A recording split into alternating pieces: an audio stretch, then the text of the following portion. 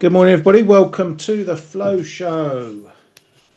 Tuesday, 3rd of December. And lots of fun and games going on in France still, which is moving the euro about, or has been moving the euro about a bit. We'll go over that in a moment. Good morning, Mr. Keyman. How's tricks? Morning, Ryan. Morning, everybody. Yeah, we're doing all right. December has started, and political games are just continuing, right?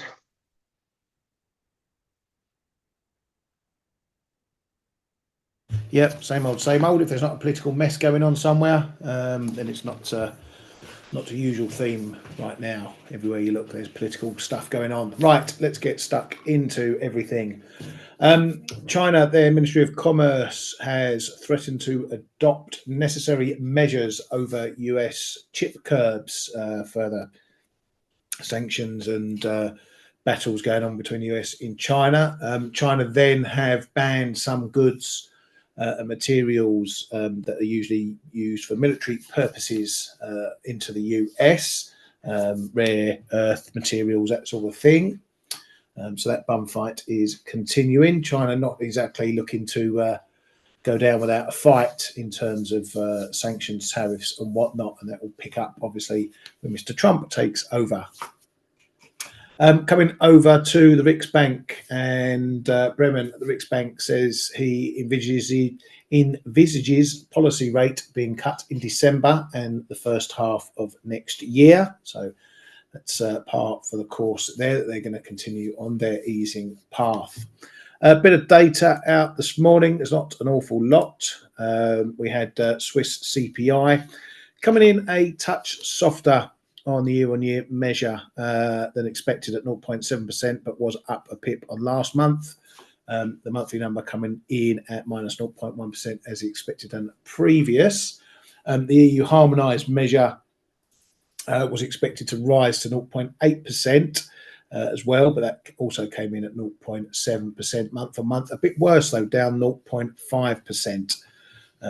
So lower, much lower than the Swiss CPI measure. We've got the S&P this month as well. Kay, does that change anything for those guys? No, I don't think so. The market will be is hoping for a 50, but I'm not sure whether it's really at the order of the day. What are they at? 1.25% now, S&P. Let me just quickly check.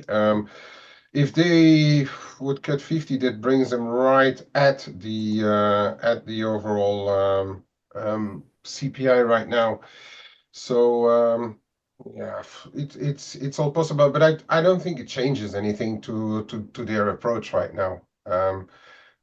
FX may be more important than really that minor change that we saw there in the CPI. Yeah, could they be one of the banks that goes back to zero, or even back into negative rates? Well, I mean, Schlegel didn't rule it out, did he? It is possible, but the question is always is your economy doing bad enough to go into negative rates? I mean, only FX should be a bit a bridge too far, no, to push them into negative rates. Well, CPI can if it continues to come off, but I don't know. A lot, and really, I think it's tough to now judge or judge down to where non-US central banks will go or have to go, because as you already mentioned as well, I mean, there's a lot of threats and a lot of promises, but what is really going to be put in place once Trump gets the seat? And that is probably going to be then the time to judge how the economy stands then versus what Trump is going to do, and if they then need to go perhaps into negatives. But I think it's a bit an early call for them to really have to go down there. Yeah, and we also got to remember we shouldn't look at the Swiss in the same lens we look at other central banks. Inflation never got up to the heights we saw elsewhere. Rates never got up to the heights everyone else took them to. So it's a different. They're playing on a different lower level than everyone else. So anyone who keeps thinking rates might collapse in Switzerland might be a bit disappointed if people think they're going to go the same as Riksbank or RBNZ or whatever. Yeah, and actually SMB is already at 1%. So if they would cut 0.5%, they would be under the CPI, right? Do they really want to do that? That's already negative real rates if they do so. Do they really want to do that at this stage? That is my question now. Yep, and a good question it is, mate. Right, let's get stuck into the mess that is France. So this all developed through yesterday and has developed further overnight and into this morning. So Le Pen said she would vote to oust Barnier if their demands on pensions were not met yesterday. Barnier basically stuck two fingers up, the old Spanish archer, and said that he's going to force through the budget using his constitutional power that he has to force through the budget, which he did, and that got everyone up in arms. So Le Pen said about that their demands on the budget were not met, and no matter who tables the no confidence vote, we will vote for them all.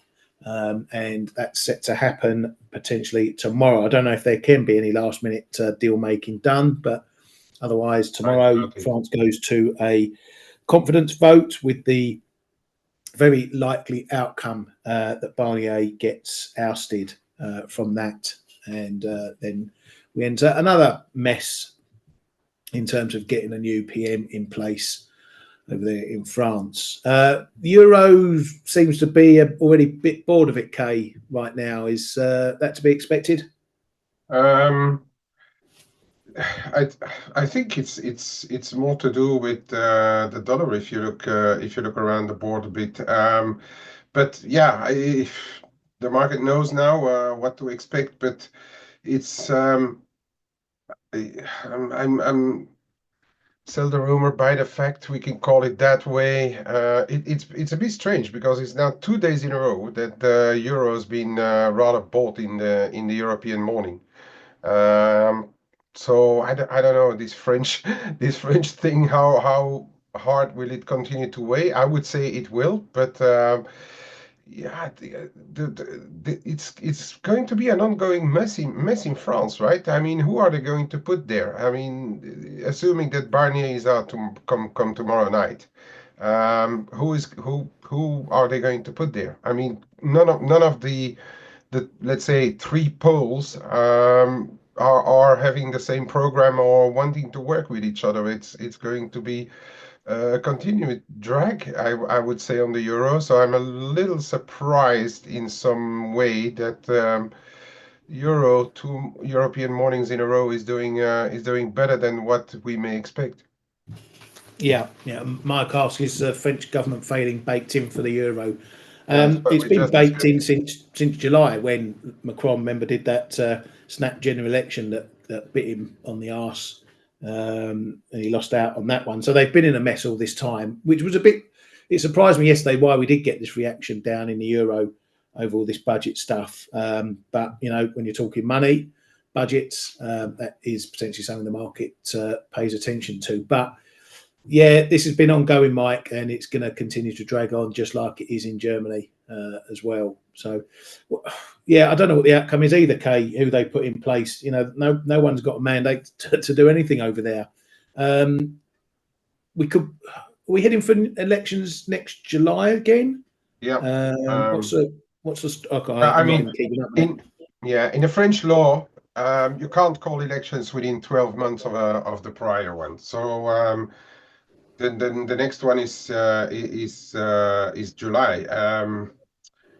I'm looking at how things go, and there's a bit of a risk or chance, or depending which side you're on, that Le Pen gets it overall if they would do elections right now.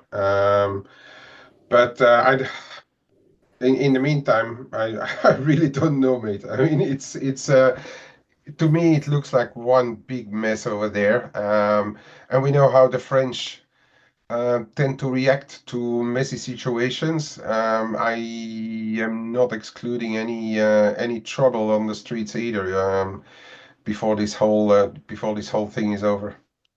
Yeah, no, I agree with that. So to answer your question, Mike, maybe some of it's baked in. There might be some that's not. It depends how the situation unravels. Just go with the flow and see what happens, mate. You're in the same boat as all of us.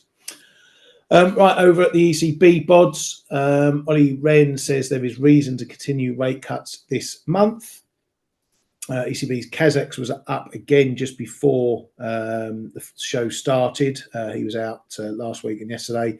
A little bit less, I won't say confrontational, but he's toned his comments down a little bit, saying that the ECB is data dependent and a gradual ECB approach is still appropriate.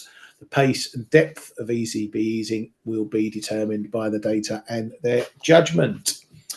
Looking back at a bit of data we got yesterday out of the US and Canada, PMI data.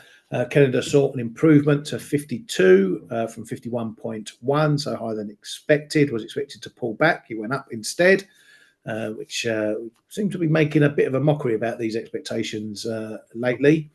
Over in the US, half decent numbers there.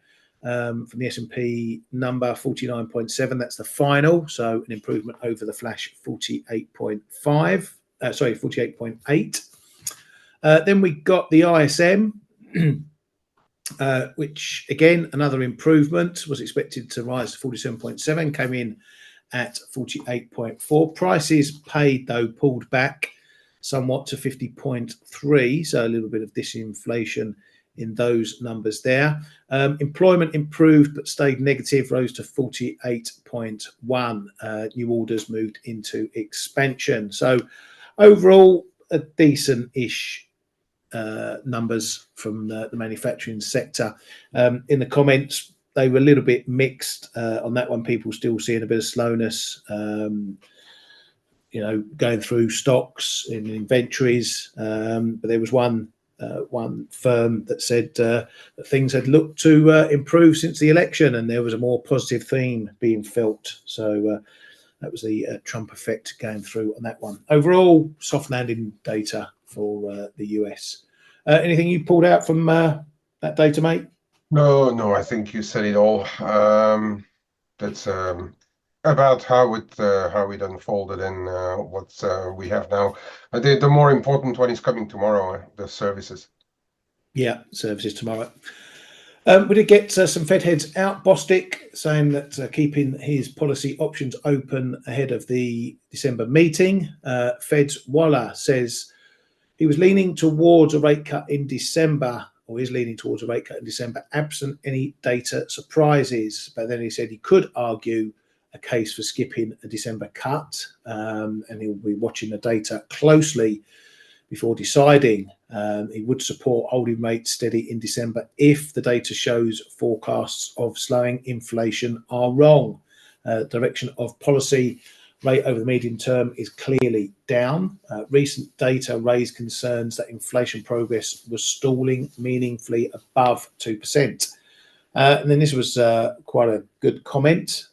He said, average inflation targeting framework was very backward looking and blew up very quickly. Those who've been doing this game for a few years will remember that the Fed brought out AIT, average inflation targeting, to try and measure inflation. And that lasted about 3 months. And no one's mentioned it since, except in the odd passing, except for Waller.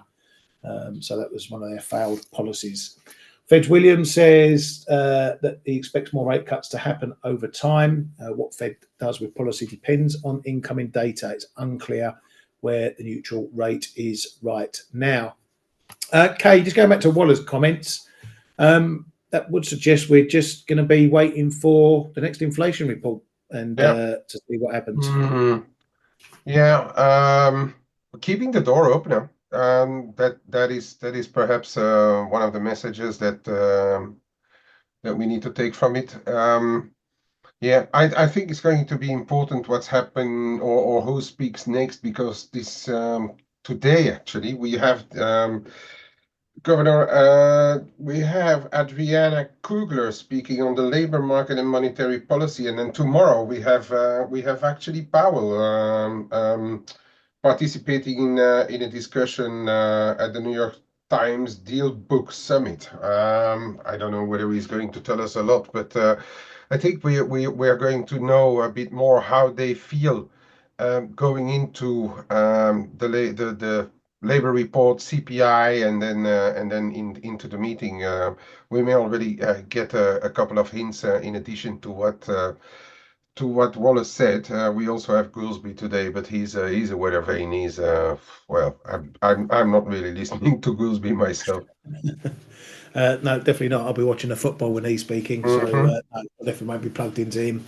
But yeah, as far as Wallace concerned, it seems he's waiting on the next inflation report, and irrespective of the data this week, obviously jobs data is going to be very important. But then I think we're going to see a can kick as everyone looks at the next CPI data, which I think drops. Is it the day? I'm not sure if it's next week or the day of the Fed meeting. I have to check it up, but it's we did get a CPI before the next FOMC, most definitely. So we'll have to check on that one. Right, Mr. Trump. Next week, yeah, next week. It's next week, 12, 13, something like that, whenever it is. 11. So anyway, we'll know in advance. We'll know in advance. Yeah, Mr. Trump, he's stepping into the Israeli Hezbollah Gaza conflict, saying that there will be hell to pay if Israeli hostages are not released by January, otherwise when he takes over. This ceasefire, non-ceasefire thing is still going on. They're still lobbing bits and pieces at each other over there. The US is claiming that the ceasefire is a success, and then 2 minutes later, Israel says it's attacking targets in Lebanon because the ceasefire has been broken by Hezbollah. So it's that mess is continuing over there. That's it, I think, on the old comment front and headline front. Unless you've got anything else, Kay? No, yeah, you covered it all, mate. Good. We can move on from that. Right, let's start with the good old euro. This one's back above 105. It's really getting a bit messy down here now. It doesn't really know what it wants to do.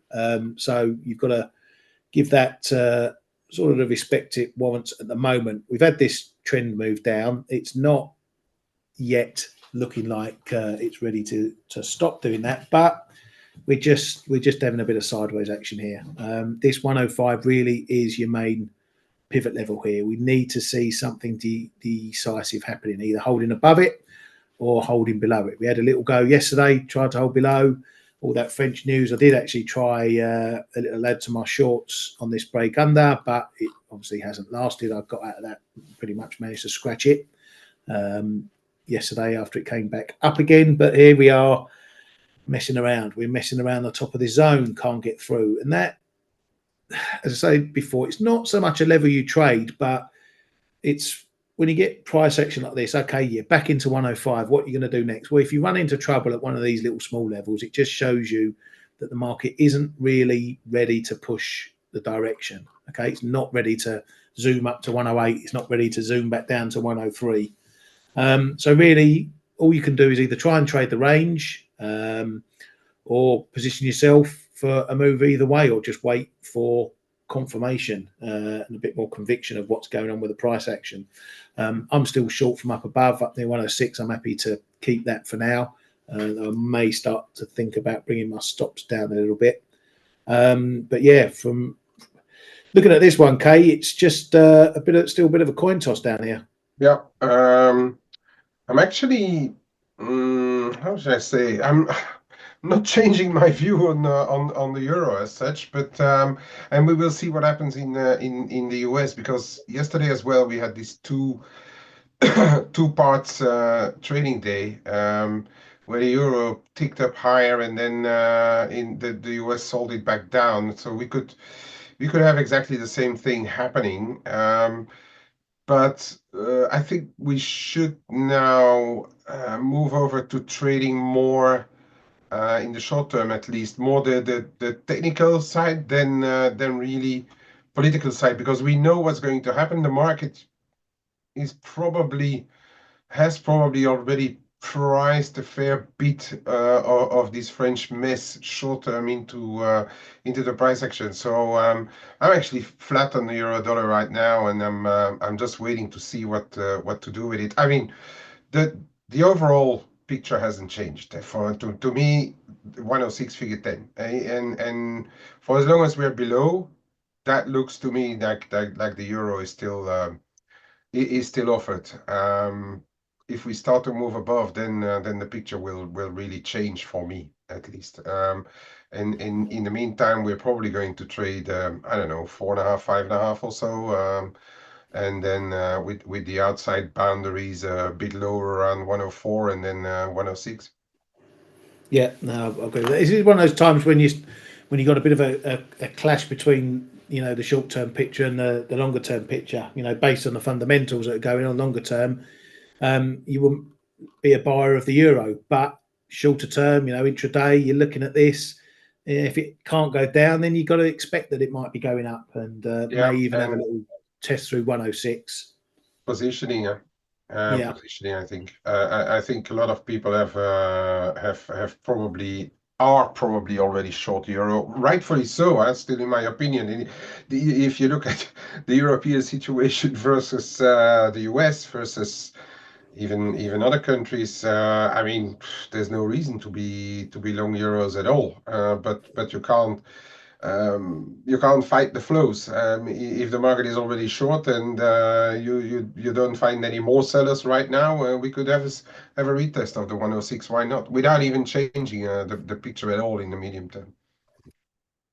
No, absolutely. And as I said, in my position, I'm happy to build up my short position if we do see a bit of a rally. But I also got to recognise that I'm short down on the bottom, quite close to the bottom. So I have to factor that in to your trading as well. So I'm going to have a look at euro sterling. Ali's looking at that one. I did take a bit of a short last night on this one, purely just because we're holding below. We're holding below this 83 level. We were banging ahead on it. So I'm short at 97. Only got a tight stop up at 15. Please don't go and blast my stop, lads and lasses. Don't take me out. Now you know where my stop is. But yeah, this is still looking weak. But we can't. This is really the key level, and I've pointed out before. It's going on to the longer term chart. It's it's one of these big long time levels that we just haven't got below it.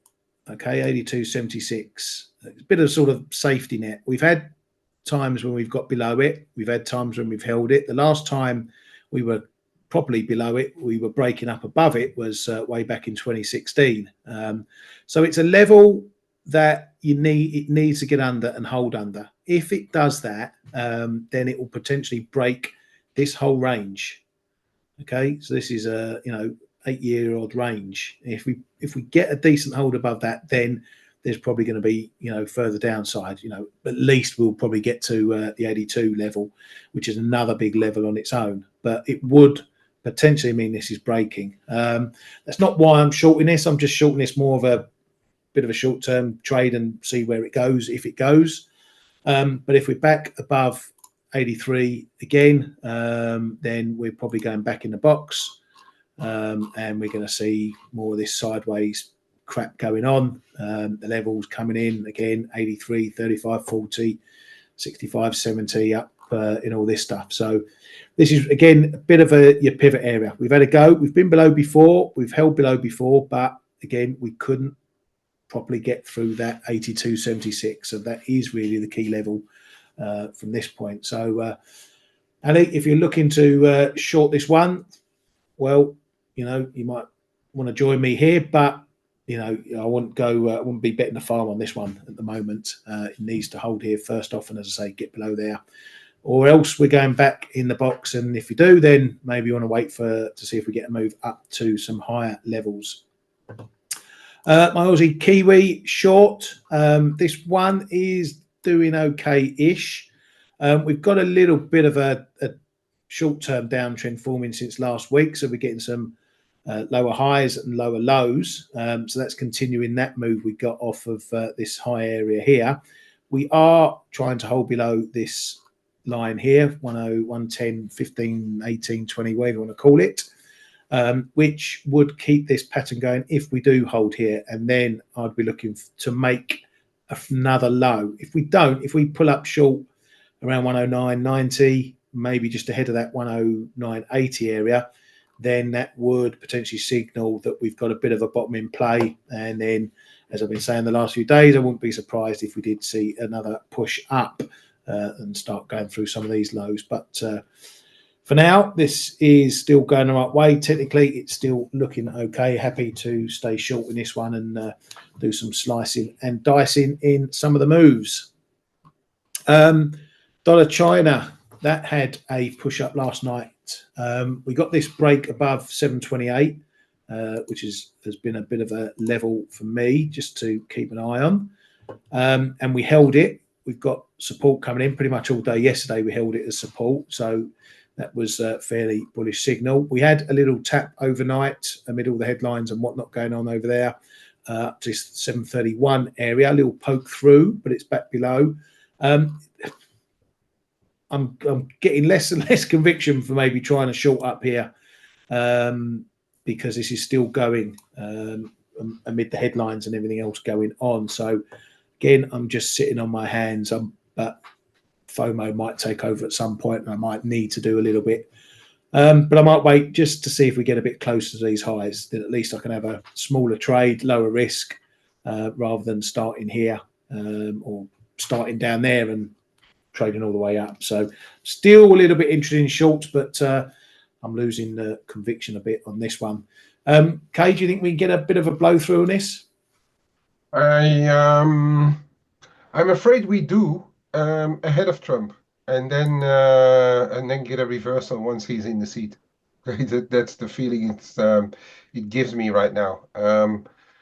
Market may be trying to take it for another run higher. I do suspect that if it goes on its own, the PBOC may be sending out their submarines and try to cap it again around 735. But I'm kind of afraid we go before he takes the seat. A bit of a massive, well, massive. It's not massive. I mean, percentage-wise, it is not. It hasn't really moved that much. But yeah, I think there may be a bit of an extra move there before Trump takes the seat, and then a reversal perhaps.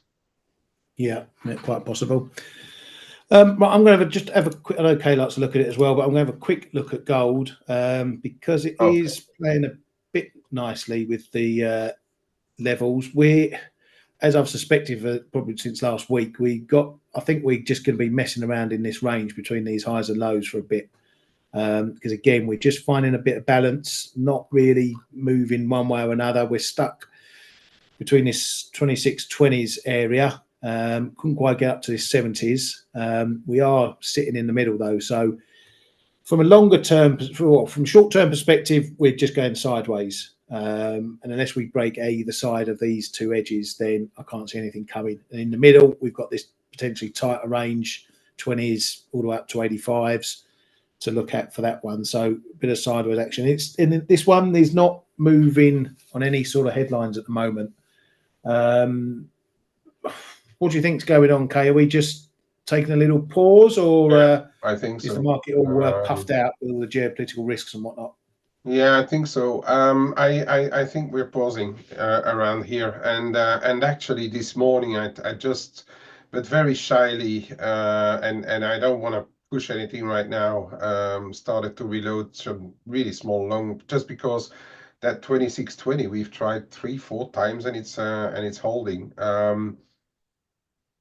I'm ready to add a bit more if we get a test lower for as long as 25.90, 26 hold, but we are stabilizing at relatively high levels in my opinion. So I think if I would bet on the next big move, it's higher again. But let's see first what's happening, because the geopolitical risk is going to be a driver. I think the market knows that the ceasefire in the Middle East is fragile. They've already been talking about the one or the other side starting to violate the ceasefire. And then I think the story Ukraine, Russia is still there as well. And well, I don't really know about the dollar. As I said, I have a bit of trouble to unsee the past year's end of the year in the dollar, and we're seeing equity markets at such a lofty levels. Okay, the rates have stabilized, so that's not the point right now. But it's just the fact that we are holding. I thought gold on the ceasefire and all, and the dollar being bid. I thought gold could have gone easily under 2600, but we are not even going there to test it really. So looks to me like there are still some deep buyers around in that little shiny stuff. Yeah. And US 10s, I've been saying this needs to be in focus. We're back above this 721. So we've had a couple of goes at getting under this 720s, 720s, 420s. I wish they were 720s. We'd all be piling in.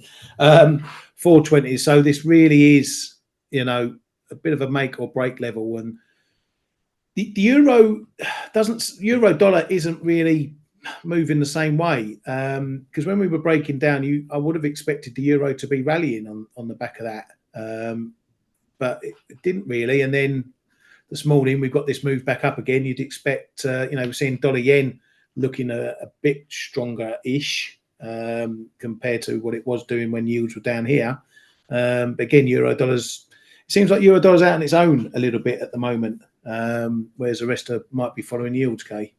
Yeah, the trouble is, if you look at the yield differentials over the past couple of days, I'm always watching that. And if you take the European rates, they actually they narrowed the gap a bit with the US rates, and it seems like algos are plugged into it again. But the reason why is perhaps not the right one, and the reason why is that because French yields are pushing higher, and those are obviously part of the European yields. But I think if the algos are buying euros because the yield differential is narrowing, I think that it may be the wrong reason, But yeah, they're firmly plugged into the differentials again. But I think, as I said on the US yields, I think 420 for me is a bit of the equilibrium level now. We saw that we went quite a bit below, quite a bit above, and then now we're stabilizing around there. I think, and look back where we were like July, August. We were around there too. So I think it's a bit of a look what we have done in the past. It looks like the level where the market reflects on what to do next. Yeah, absolutely. So, I'm not one to take on yields, but yields do have a say in things which are obviously determined by price. So it is an important. These are important levels. This is where the price reacts more so than the yields react. So yeah, but just from a yield basis, that's what you want to be looking at, right, mate? Let me kick it over to you for a few. Yours. Okie dokie. Right. Can you see my chart? First of all, for Mike, the Kiwi. If you look at it in this is a daily, right? If you look at it globally, we are not. It's not still not looking very, very healthy. But then, if you zoom in just a little bit, not too much, we can see that we've done this October low, then we've done this end of November low, a few lows in between here as well. Yesterday we tried and we went down to 58.60 around, but we are not tackling those lows now anymore. And it could just be that we are starting to form a little bit of a base. As I said, it's I have trouble to unsee what happened last year in with the dollar at the end of the year. We may be in a wait and see situation right now. But if you look at it purely from a price point of view, I think we are going to need a close above 59, figure 5, Mike, to start going. And ideally, if we look at it for an end of year rally, perhaps, because that is kind of the way I'm looking at things right now. But of course, still very much cautious because of central banks to come and etc. And the jobs report in the States. I mean, if that's a good jobs report, we may as well be trading below 58 here. But if we start to get above 59, figure 5, close above that, because we have tried many times. But even if we got like a little bit of a close, the next day we were back below straight away. So for it to start creeping higher, I think we are going to need to break above 25.35 on the Kiwi, you know, and then we can move higher. For as long as that does not happen, the risk is there that we are going to retest those lows, 58, 58 and a half, even 58 the figure. Why not? You know, because the longer term picture is still not looking great. Aussie has again shown up at 64.40 yesterday when the dollar got bought, when the States came in. This is starting to look like a pretty decent level, and I'm wondering if I missed it or if the next move is going to be crash down below. But this looks to me like a solid round of buyers coming in every time we go down there. Are people covering shorts? Possible, but we really need to respect that 64.40. Around 65 here, we've traded it so often. I don't know if we still need to pay too much of an attention to it, but we are about in a similar situation as the Kiwi price level. Well, the small pips levels, 25.35 on the Aussie. If we start to get above 25.35, I think there's going to be a bit of more relief. And then if we get a confirmation, and that is a level that I've been watching for a while now, keeping an eye on for a while now, we start to get confirmation above 65, 50, 60 on the Aussie, then we could see that year-end rally starting to kick in, okay? But for the time being, on the tip of the toes, but 64.40 is one big level. I know that people are waiting to get into the 63s to buy it. I'm not even sure we're going to get it, you know. I'm not even sure when I look at this kind of picture if we're going to get it. Going over to the dollar Swiss, Ali, I've been skating back, mate. I was really hoping that we would already be trading 89, but I've scaled back more this morning, so I'm only smalls in left. Obviously, here it's the 88 level, 88 figure, 88.20 that we still need to watch. As you were saying at the start of the chat, it's you're safe in positions. I am very safe in my positions as well. I've been legging out of some stuff and run a couple, but I'm not going to be a hero if this starts to break below 88. Okay, I mean this is really my level where I at least am not going to keep long dollars in the dollar Swiss, because we are not safe of a move here. S&B is coming up as well next week on the 12th, I think, and we will see. I mean, S&B would ideally take it through, and then if we are patient, because it's also a pretty decent long for the carry. I mean, it's not something where we pay money. We get a little bit of money to be long of it overnight. So I'm happy for as long as 88 holds to let a piece run. Okay. Um, a bit of a head and shoulder there. In the dollar Swiss, you mean, Rob? Tag. This one. Yeah. Yeah, I know. It is a bit in danger, and even when forming the head and shoulder already before the 88 was a big one, yeah. So if people pay attention to the head and shoulder, and if it would start to break below, it's really going to be impulsive, and don't fight it if that happens. That's what I would say. Yeah, then okay, yeah, you spoke about gold. I just want to tell you that I've taken the box away. It's still hovering around, but we are going far too easily above and below. So I've taken this 35, 45 bucks of box. I've taken it out, and I'm rather looking at on the short term 26.20, 26 and a half. There's a bit of a moving averages there, 38.2 coming in there. That is a bit of a level on gold, and I just shyly bought a little bit back, because already overnight we can see that these 30s are holding okay. Silver is now where it was underperforming gold for a week and a half, 2 weeks. It's now starting to outperform, and we are trying to get through that 30.90. If it goes above and keeps above during the US session or on the close, I think there's a fair assumption that this could go into the mid 31s, 31.75.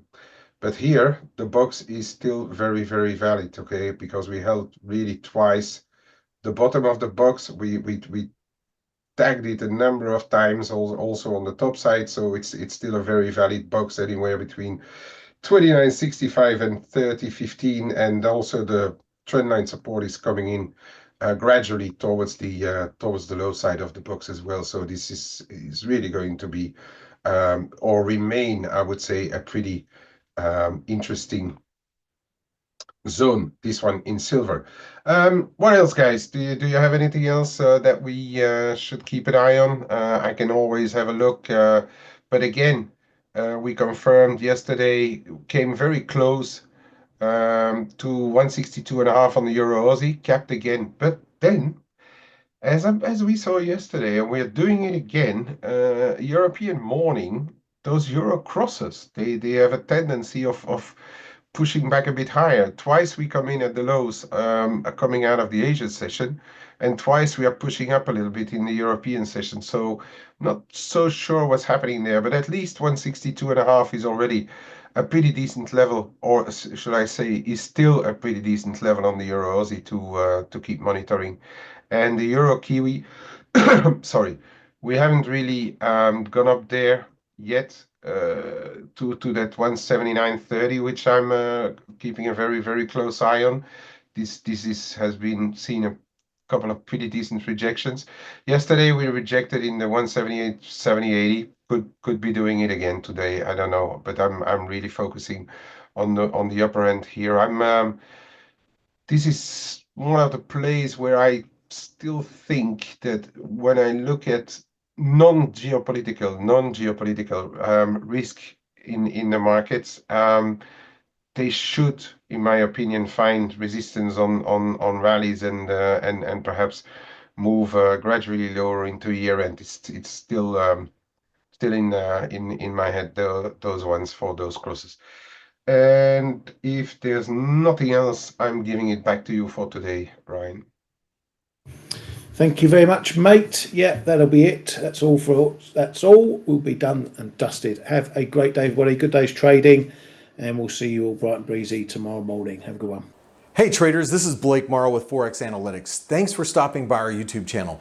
Don't forget to like these videos, share them, and subscribe to our channel so you don't miss any of the content that we provide here for free. Thanks for stopping by. I'll see you in the next video.